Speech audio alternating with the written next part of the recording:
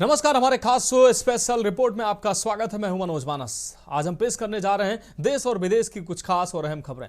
और आज हम सबसे पहले बात करेंगे राजधानी लखनऊ में प्रधानमंत्री नरेंद्र मोदी के जन्मदिन के उपलक्ष्य में मुख्यमंत्री योगी आदित्यनाथ द्वारा सेवा पखवाड़े के शुभारंभ किए। साथ ही सितंबर में इतनी बारिश क्यों, ज्यादा बारिश के कारणों की पड़ताल करती हमारी रिपोर्ट देखिए। वहीं प्रयागराज के शैलेंद्र गौर के प्रतिभा कौशल की हम बात करेंगे और चलते चलते क्यों बेमिसाल हैं प्रधानमंत्री मोदी, हम उसकी बात करेंगे। तो चलिए अब चलते हैं खबरों के विस्तार में।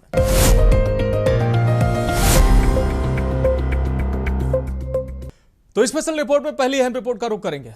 राजधानी लखनऊ में बुधवार को खासी हलचल रही। अवसर था प्रधानमंत्री नरेंद्र मोदी का जन्मदिन का कार्यक्रम। मुख्यमंत्री योगी आदित्यनाथ ने यहां सेवा पखवाड़े के तहत आयोजित कार्यक्रम में हिस्सा लिया। उन्होंने सुबह 11 बजे जीपीओ पार्क में प्रधानमंत्री नरेंद्र मोदी के जीवन पर आधारित प्रदर्शनी का उद्घाटन किया। इस खास रिपोर्ट में देखिए। मुख्यमंत्री योगी आदित्यनाथ ने प्रधानमंत्री नरेंद्र मोदी के 75वें जन्मदिन के अवसर पर लखनऊ से सेवा पखवाड़ा 2025 का शुभारंभ किया। इस दौरान उन्होंने प्रधानमंत्री मोदी की प्रशंसा करते हुए उन्हें 25 करोड़ प्रदेशवासियों की ओर से जन्मदिन की बधाई और शुभकामनाएं दी हैं। तो वहीं मुख्यमंत्री योगी आदित्यनाथ ने सेवा पखवाड़ा के तहत आयोजित कार्यक्रमों में हिस्सा लिया।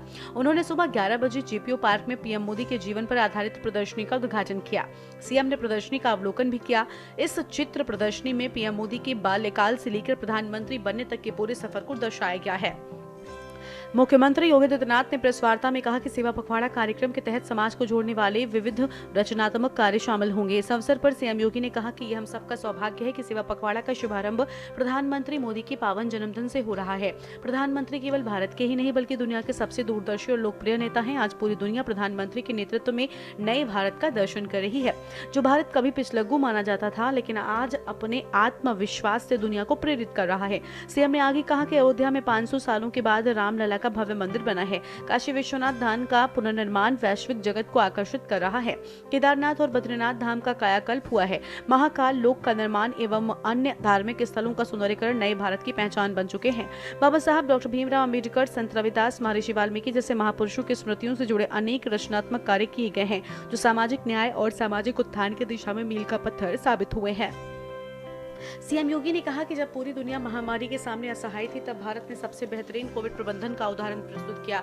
जहां 100 वर्षों में कोई वैक्सीन भारत तक नहीं पहुंच पाई, वहीं मोदी के नेतृत्व में सिर्फ 9 महीने में कोविड वैक्सीन विकसित की गई है। 25 सितंबर को अंत्योदय के प्रणेता पंडित दीनदयाल उपाध्याय जी की पावन जयंती है। पंडित दीनदयाल उपाध्याय जी के पावन जयंती के कार्यक्रम को बूथ स्तर पर आयोजित करने और इस आयोजन के साथ पूरी भव्यता के साथ जुड़ने का सौभाग्य प्राप्त होगा।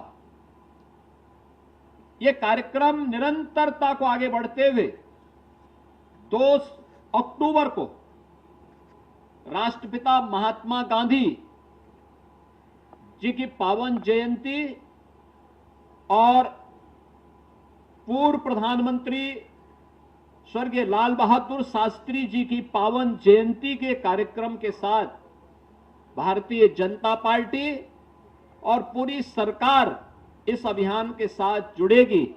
पूज्य बापू की प्रेरणा हम सबको उस अवसर पर जोड़ेगी।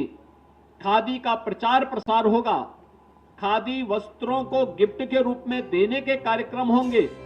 स्वस्थ नारी सशक्त परिवार अभियान।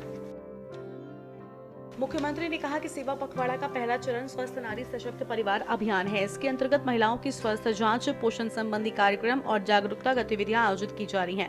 भारतीय जनता युवा मोर्चा हर जिले में रक्तदान शिविर आयोजित कर रहा है। आने वाले दिनों में health and wellness centre, PHC, CHC, जिला अस्पताल और मेडिकल कॉलेज में स्वास्थ्य शिविर तथा जांच से जुड़े कार्यक्रम होंगे। सीएम योगी ने कहा कि विकसित भारत और विकसित उत्तर प्रदेश, आत्मनिर्भर भारत और आत्मनिर्भर उत्तर प्रदेश, ये सभी आपस में जुड़े हुए लक्ष्य हैं।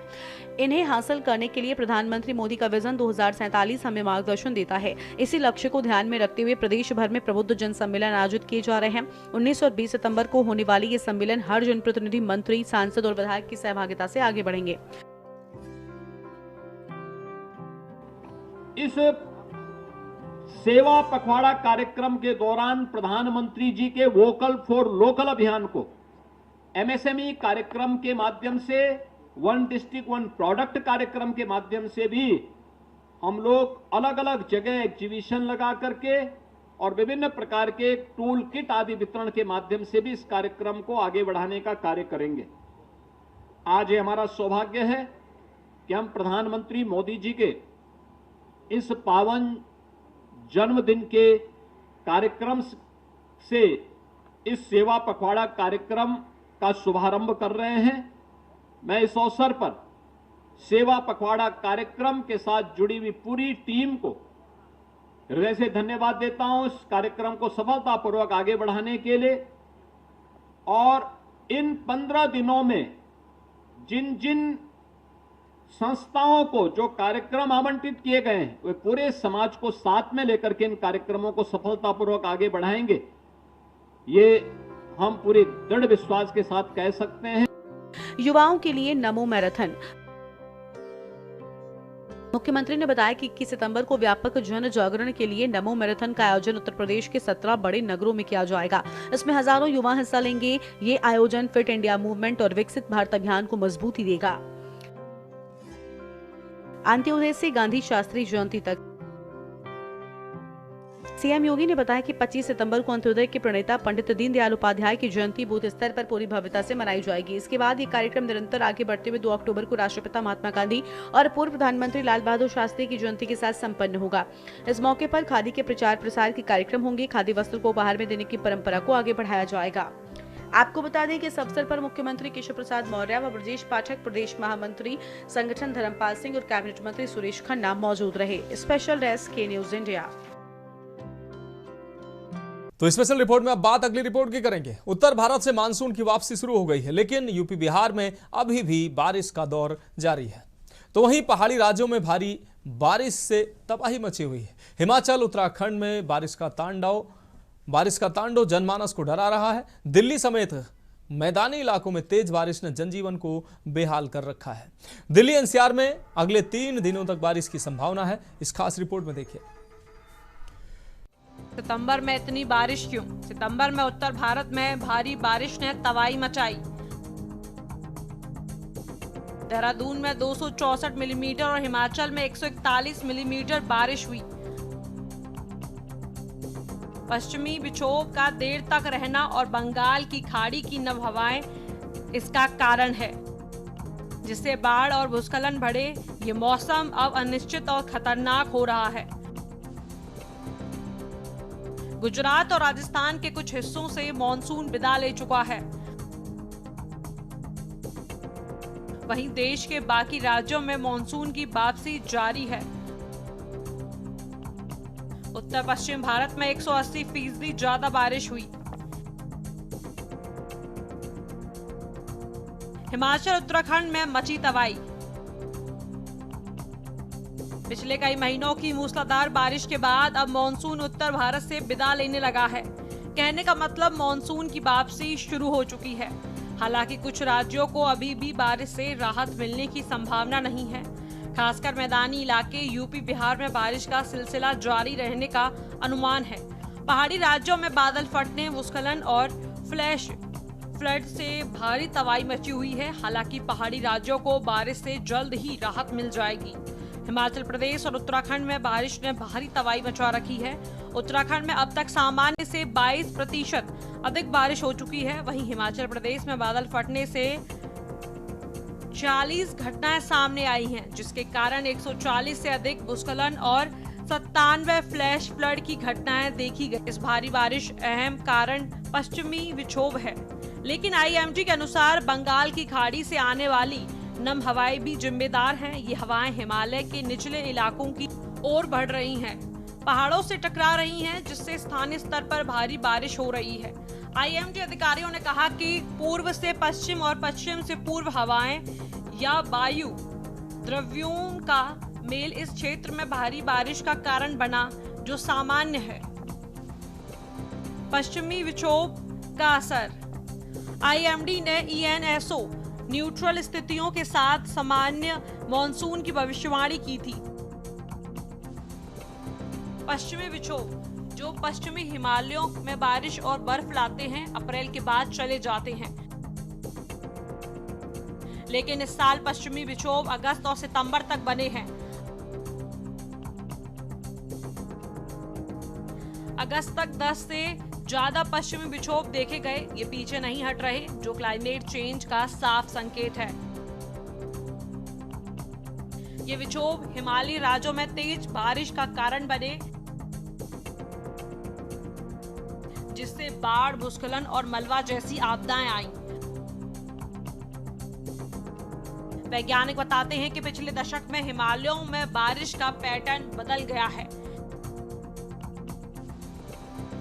पहले धीमी और लगातार बारिश होती थी, लेकिन अब कम दिनों में ही तेज और छोटी बौछारें आ रही हैं। यूपी बिहार में मौसम का मिजाज। उत्तर प्रदेश में मौसम विभाग ने तेज बारिश के साथ मेघ गर्जन, वज्रपात और बिजली गिरने की संभावना जताई है। अगले 48 घंटों में लखनऊ समेत सूबे के 30 से ज्यादा जिलों में भारी बारिश का अनुमान है। आईएमडी ने अयोध्या, गोंडा, बाराबंकी, अमेठी, रायबरेली और सुल्तानपुर समेत आसपास के जिलों में भारी बारिश का अनुमान जाहिर किया है। वहीं बिहार की बात करें तो मौसम विभाग ने गोपालगंज, पश्चिम चंपारण, पूर्वी चंपारण, सिवान और सारण समेत कई जगहों पर बारिश का येलो अलर्ट जारी किया है। पटना और गयाजी छोड़कर आसपास के कई जिलों में भारी बारिश होने की संभावना बनी हुई है।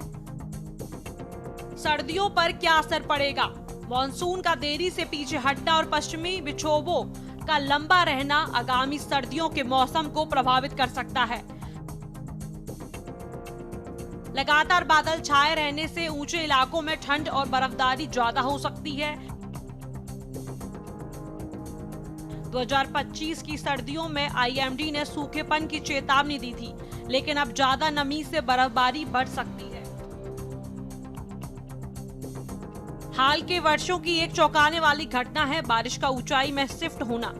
2000 मीटर से ऊपर के इलाके जहां पहले हल्की बर्फबारी या बूंदाबांदी होती थी, अब वहां तेज बारिश झेल रहे हैं।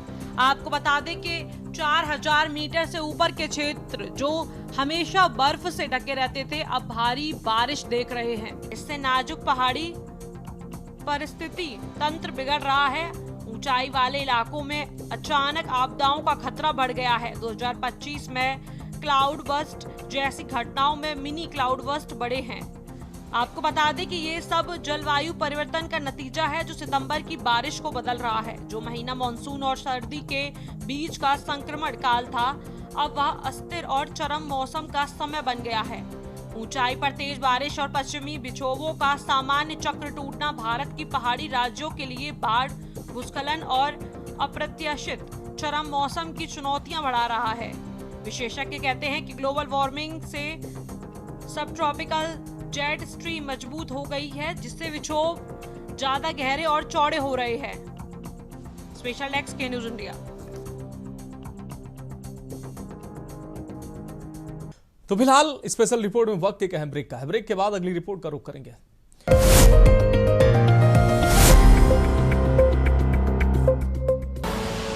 आप देख रहे हैं के न्यूज़, खबरों का। तो स्पेशल रिपोर्ट में अब बात अगली अहम रिपोर्ट की करेंगे।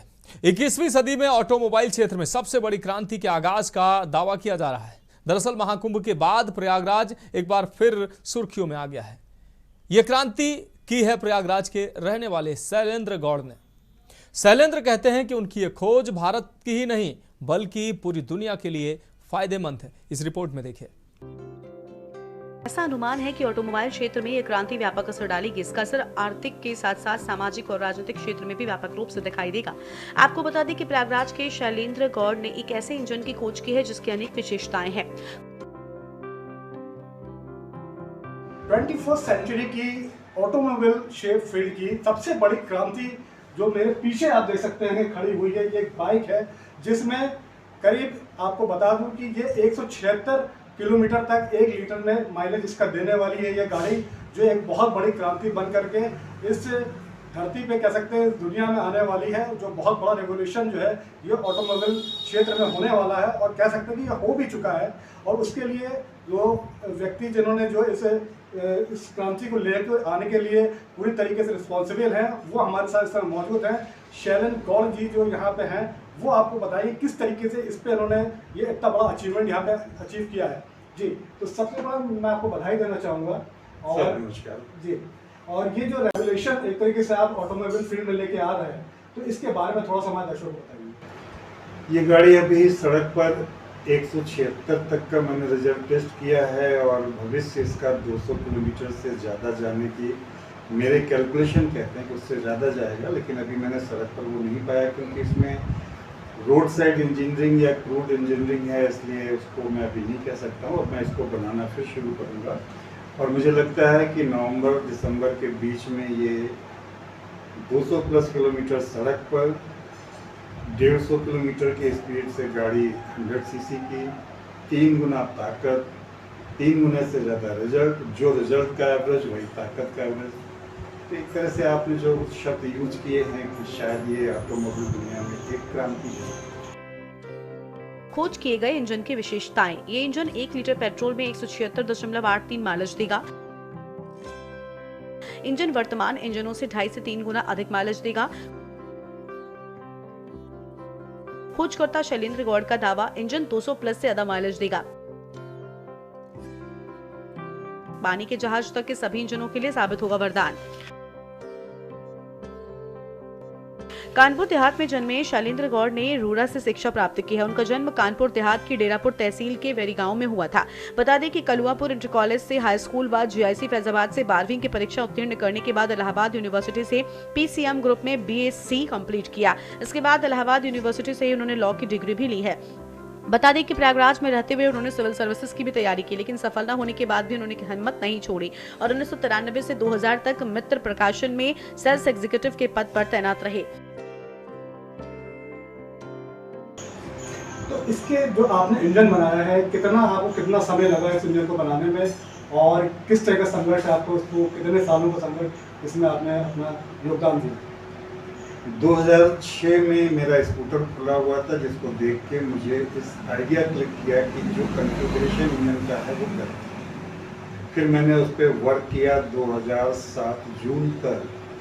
जब मैं ये श्योर हो गया कि जो है वो गलत है और इसमें बड़ा सुधार किया जा सकता है, तो उस समय बनाने का आइडिया मेरे पास नहीं था, क्योंकि मेरा सिर्फ बैकग्राउंड बहुत अच्छा नहीं था। मैं बीएससी हूँ साइंस साइड से, पीसीएम मेरे सब्जेक्ट्स थे। मैं सोचा कि वर्ल्ड वेलकम करता होगा, because I was not aware of that. तो मैंने सबसे पहले एक कंपनी को लिखा, वहाँ पर उनके बंदे, आप चाहें तो नाम बता सकता हूँ, वो मुझसे मिलने के लिए आए। उन्होंने मेरी बात सुनी और ऑन बोर्ड उन्होंने कहा कि नहीं, ये पॉसिबल नहीं है, ये रिजल्ट नहीं आ सकते, क्योंकि मैंने 2007 में भी 200% का क्लेम किया था कि इसमें मोर देन 200% रिजल्ट इम्प्रूव किए जा सकते हैं एफिशिएंसी के क्षेत्र में। उनका इट इज नॉट पॉसिबल। वो बताते हैं मित्र प्रशासन में काम करते समय उन्हें तरह तरह के थॉट्स आने लगे थे। दरअसल उनका सोचना था कि कुछ ऐसा किया जाए जिससे देश ही नहीं बल्कि पूरी दुनिया के लोगों के लिए काम मिसाल बने, जिससे हर व्यक्ति को इसका लाभ हो सके। इसके बाद शैलेंद्र गौड़ ने कुछ रिसर्च की, लेकिन सबसे बड़ी रिसर्च के लिए 2006 में उन्होंने काम करना शुरू किया। बहरहाल 19 साल के अथक परिश्रम के बाद आज निष्कर्ष सामने है, जो 21वीं सदी की ऑटोमोबाइल क्षेत्र का सबसे बड़ा करिश्मा साबित होगा। शैलेंद्र गौड़ बताते हैं कि 19 साल के लंबे समय में उन्होंने कई कठिनाइयों का सामना करना पड़ा। यहाँ तक कि आर्थिक रूप से भी कई परेशानियां झेलनी पड़ी। यहाँ तक कि लगभग 25 लाख के कर्ज में भी आ गए। बता दें कि एक समय ऐसा भी आया जब उनके पास घर में केवल 100 रुपए थे, लेकिन उनके इरादों को ये मुसीबतें डिगा नहीं सकी। मुश्किल हालातों में भी शैलेंद्र गौड़ परिवार के साथ रहे और उनके परिवार ने उनका साथ नहीं छोड़ा। आपको बता दें, शैलेंद्र गौड़ ने अपने 19 साल की तपस्या के बाद इस मुकाम को हासिल किया है। उन्होंने एक ऐसे इंजन का आविष्कार कर दिया जो टेस्ट में पूरी तरीके से सफल हुआ है। ये इंजन 1 लीटर में 176.83 माइलेज देने वाला इंजन बना है, जैसा आज तक इतिहास में पहले कभी नहीं हुआ। और शैलेंद्र गौड़ का दावा है कि इंजन 200 प्लस से ज्यादा का माइलेज देगा, लेकिन इस पर अभी टेस्ट होना बाकी है। इस इंजन की खास बात यह है कि बाइक से लेकर अब पानी के जहाज तक के सभी इंजनों के लिए वरदान साबित होने वाला है और दुनिया में एक बहुत बड़ी क्रांति लाने वाला है। चाहे फिर वो किसी भी गाड़ी का इंजन हो या जनरेटर का इंजन या फिर कोल्ड स्टोरेज का इंजन, सभी के लिए वरदान साबित होने वाला है। इससे फ्यूल कंजम्पशन का इंपोर्ट 1/3 हो जाएगा, जिससे भारत के और देशों के तेल को लेकर आत्मनिर्भरता भी काफी कम हो जाएगी। स्पेशल रिपोर्ट के न्यूज इंडिया। तो स्पेशल रिपोर्ट में अब बात अगली हम रिपोर्ट की करेंगे।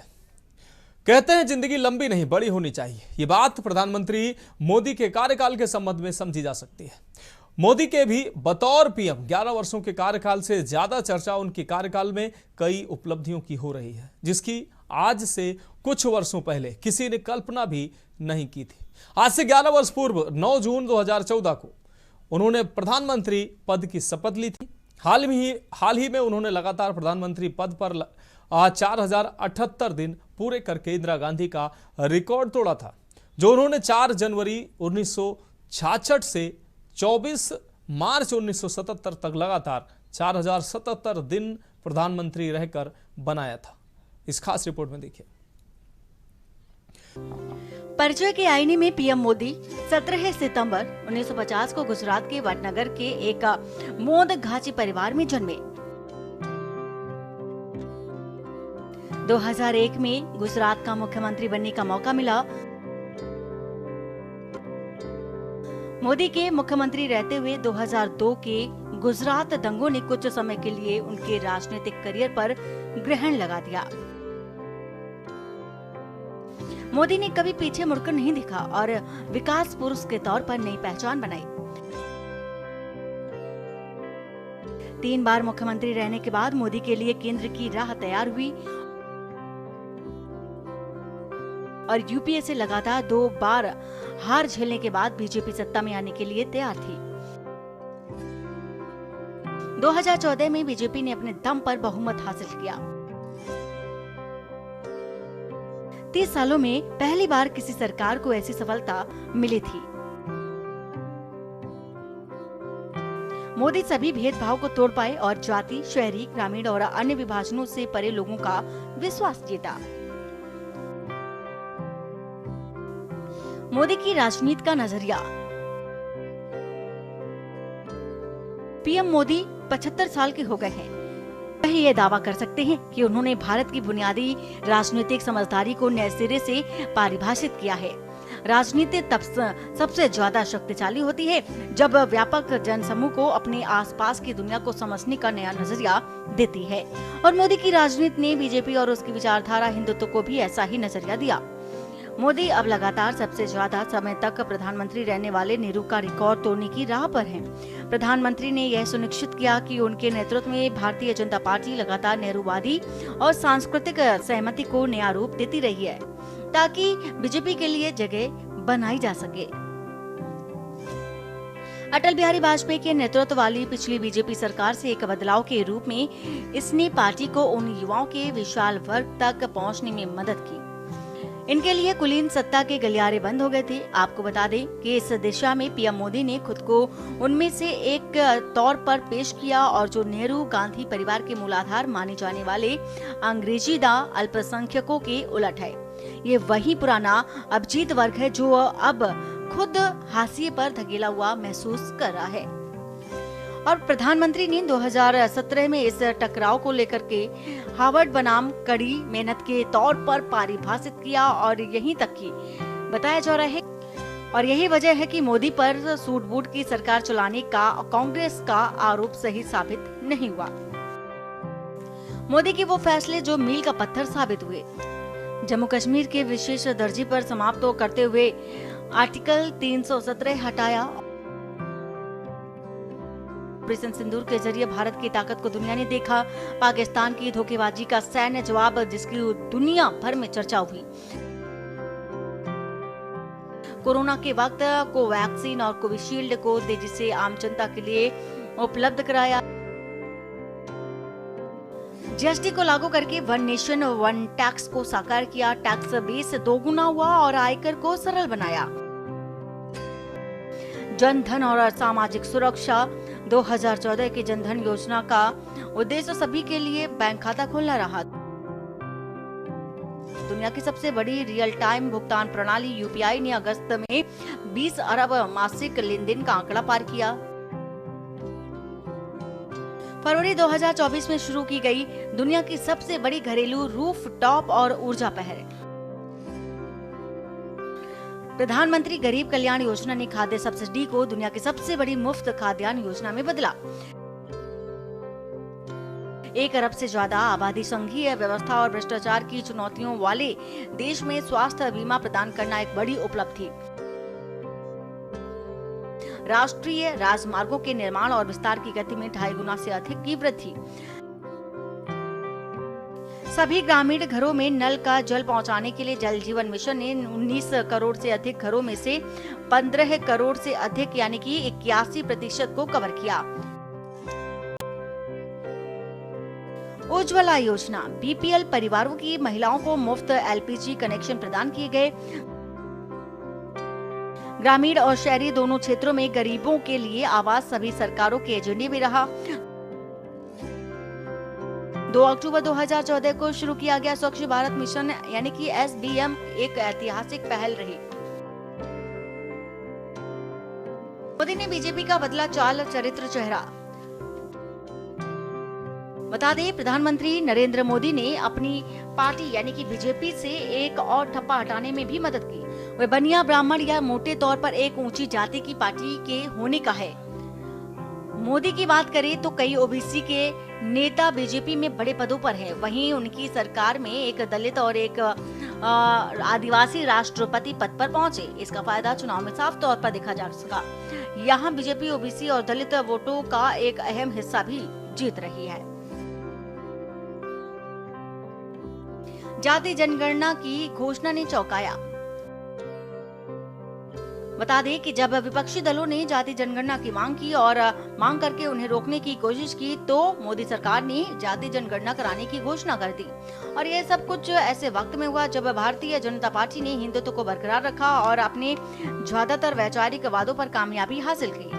अयोध्या में राम मंदिर बन गया है। जम्मू कश्मीर से आर्टिकल 370 हटा दिया गया है। वहीं यूसीसी और वन नेशन वन इलेक्शन की दिशा में शुरुआत हो चुकी है। राजनीति में आए इस बदलाव को देखते हुए विपक्षी दल भी अब मुसलमानों के बारे में खुलकर बात करने से कतराने लगे हैं और सत्ता में आने के 11 साल बाद भी इन बदलावों के केंद्र में मोदी है। स्पेशल डेस्क के न्यूज इंडिया।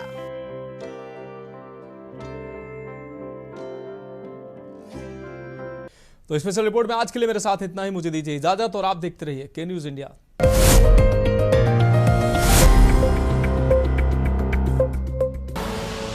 आप देख रहे हैं के न्यूज, खबरों का